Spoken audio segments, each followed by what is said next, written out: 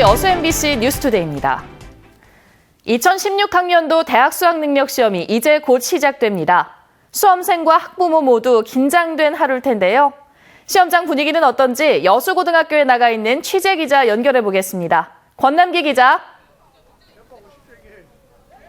네, 날이 밝아오면서 시험장을 찾는 수험생들이 점차 늘어나고 있는데요. 제 뒤로는 이른 새벽부터 이곳을 나온 후배들의 열띤 응원전이 계속되고 있습니다. 아직 입실 시간까지는 40분 정도 남았는데요. 오늘 여수와 순천 등 전남 동부 지역은 22개 시험장에서 9,300여 명의 수험생이 대학 수학 능력 시험을 볼 예정입니다. 시험은 오늘 오전 8시 40분 국어 영역부터 시작되는데요. 수험생들은 조금 뒤인 8시 10분까지 시험장에 들어가야 합니다. 수험표와 신분증을 가져가야 하고 고사장엔 벽시계가 따로 없으므로 손목 시계를 챙겨가는 게 좋습니다. 오늘 시험에선 4교시 탐구 영역을 주의해야 하는데요. 시간별로 정해진 선택 과목이 아닌 다른 문제지를 보거나 동시에 두 과목의 문제지를 보는 건 부정행위에 해당됩니다. 오늘 관공서와 주요 기업의 출근 시간이 오전 10시로 1시간 늦춰지는데요. 시험장 주변 200m부터 차량 출입이 통제돼 수험생은 이 지점부터 시험장까지 걸어와야 합니다. 오늘 수능시험은 오후 5시에 모두 끝나는데요. 정답은 모든 수험생의 시험이 끝난 직후 발표될 예정입니다. 지금까지 여수고등학교에서 MBC 뉴스 권남기입니다. 전남도가 태양광 발전소 폐모듈 자원화에 나섭니다. 전남도는 노후 태양광 폐모듈을 재활용하고 은규소 등 희유금속 회수 기술을 연구 개발하는 친환경 폐모듈 자원화 시스템 구축 사업을 추진하기로 하고 내년 3월까지 기본계획 수립에 나섭니다. 전남도는 태양광 발전소의 모듈 내구 연한이 평균 15에서 20년으로 2000년 이전에 설치된 폐모듈 발생이 급증할 것으로 예상됨에 따라 녹색에너지연구원에 폐모듈 자원화 센터를 설립하는 방안을 모색하고 있습니다. 광양시가 내년부터 장수 노인수당을 폐지하고 노인복지 예산으로 재투자합니다. 광양시는 지난달 28일 장수 노인수당 지급 조례 폐지안을 입법 예고하고 오는 17일까지 주민 의견을 수렴해 다음 달 광양시의회 정례회에 조례 폐지안을 상정할 계획입니다.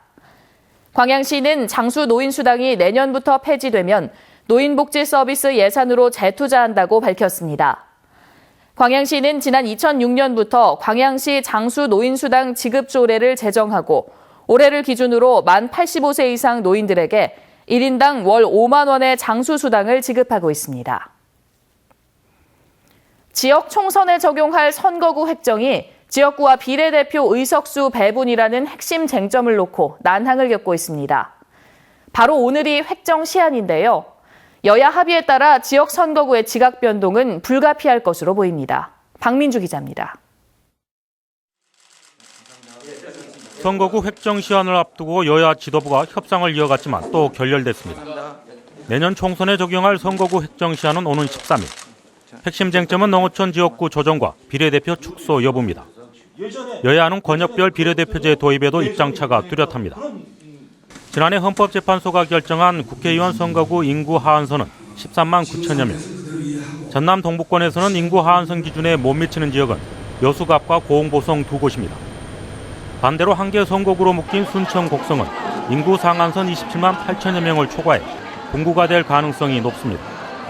때문에 선거구가 어떻게 결정되느냐에 따라 내년 총선의 지역 정가도 지각 변동이 불가피할 전망입니다. 전라남도의 의석수가 한 석이 줄어드느냐 혹은 다시 분구를 통해서 늘어나느냐 이걸 판단하기는 어렵고 전체적인 지역구 내 비례대표 의석수를 정하는 문제 협상의 관행을 보여왔다는 거죠. 선거구 획정이 장기화되면 지역구 활동을 계속할 수 있는 현역보다는 정치 신인들에게 불리하게 적용할 것이라는 지적도 나오고 있습니다. 내년 총선의 가장 큰 변수로 작용한 선거구 획정. 출마를 저울질하고 있는 정치인은 물론 투표권을 행사하는 유권자 모두 시한 내에 선거구가 결정될지 촉각을 곤두세우고 있습니다. MBC 뉴스 박민주입니다. 순천 시민들이 직접 참여해 봉화산 가꾸기에 나섭니다. 순천시는 최근 지역봉사단체인 순천 드림 로타리 클럽 회원과 가족, 공원 녹지 사업소장 등 50여 명이 참석한 가운데 숲 돌보미 협약식을 체결했습니다. 협약식은 숲속의 순천 만들기의 일환으로 공공으로 관리해던 공원 가로수, 도시숲을 시민들이 직접 가꿔 나가기 위해 마련됐습니다. 수입산과 소비 침체란 이중고를 겪고 있는 국내 김치 공장들이 곧 개방될 중국 시장에 큰 기대를 걸고 있습니다.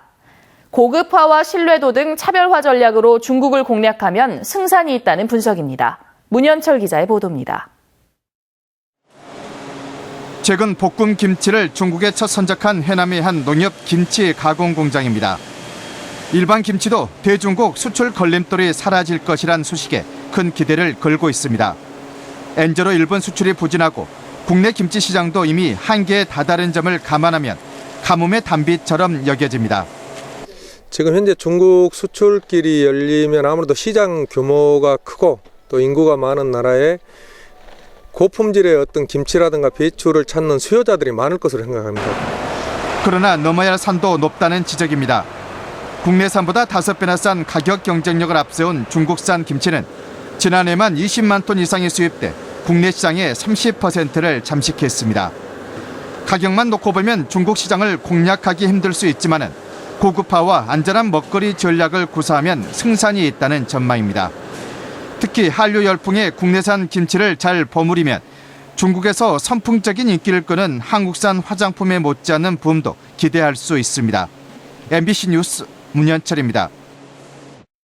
어려운 이웃을 위한 사랑의 모금함을 훔쳐간 청소년들이 경찰에 붙잡혔습니다. 모두 가출 청소년들이었는데요. 생활비 마련을 위해서였다고 합니다. 이계상 기자입니다. 남성 2명이 버스터미널 계단과 통로를 서성거립니다. 잠시 뒤 이들은 손에 무언가를 들고 지하 주차장을 빠져나갑니다. 어려운 이웃들을 위해 시민들이 조금씩 돈을 모아둔 사랑의 모금함을 훔쳐 달아나고 있는 것입니다. 이들은 거리에 놓여있는 무인 모금함이 훔쳐가기 쉽다는 점을 노렸습니다. 지난 4일과 8일 모금함에서 각각 현금 14만 원과 30만 원을 훔쳤습니다. 모금함에 돈이 있는 걸 보고 사람이 없을 때 이걸 훔치면 좋겠다고 생각했는지 그 이해에 걸쳐서 범행을 하게 된 것입니다. 이들은 사랑의 모금함뿐만 아니라 교회와 찜질방 등을 돌며 핸드폰 등 350만 원어치의 금품을 훔쳐 달아났습니다. 법무부 보호관찰소에서 알게 된 이들은 집에서 가출한 뒤 생활비를 마련하기 위해서 이 같은 일을 저질렀습니다. 갈 데도 없고 돈도 없어서 그냥 훔쳤어요. 길 가다가 보이길래 저거는 돈 생기겠다 하고 훔쳐갔어요. 경찰은 19살 백모군에 대해 구속영장을 신청했고 17살 김모군을 불구속 입건했습니다. MBC 뉴스 이계상입니다. 여수 산단 내 삼성 SDI 직원들이 어제 화학부문 매각에 반대하는 비상대책위원회 출범식을 가졌습니다. 삼성 SDI 협의회원 7명과 비대위원 9명 등 16명 규모로 구성된 통합 비대위는 옛 제일모직 시절 패션 부문을 삼성물산에 넘기고 이어 화학 부문까지 삼성 SDI에 팔았는데 이제 또다시 화학 부문을 롯데그룹에 떠넘기려 한다며 일방적 처사에 반대한다고 주장했습니다.